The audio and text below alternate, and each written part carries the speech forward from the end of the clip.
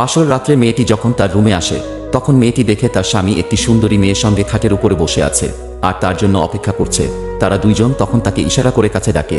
তখন মেয়েটি তাদের আচরণ দেখে টেনশনে পড়ে যায় আর মনে মনে চিন্তা করে, এই মেয়েটিকে আমার স্বামীর সঙ্গে বাসর ঘরে বসে আছে কেন, আর কেনই বা আমাকে ইশারা করে ডাকছে। মেয়েটি যখন এসব ভাবছিল তখন ছেলেটি তার হাত ধরে খাটের উপরে বসিয়ে দেয়। মেয়েটি কিছুই বুঝতে পারছিল না যে আসলে তারা দুজন কি করতে চাইছে।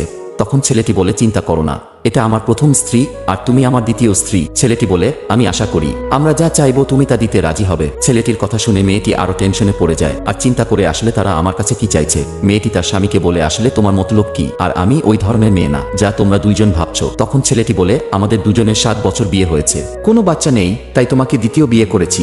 এরপরে যা হলো তা দেখার আগে ভিডিওটি লাইক করে দাও, চ্যানেলটি সাবস্ক্রাইব করে দাও। লাস্টে ছেলেটি বলে, আসলে আমরা তোমাকে এই কথাটি বলার জন্য অপেক্ষা করছিলাম, আমাদের বাচ্চা দরকার। তখন মেয়েটি জোরে করে একটা নিঃশ্বাস ফেলে।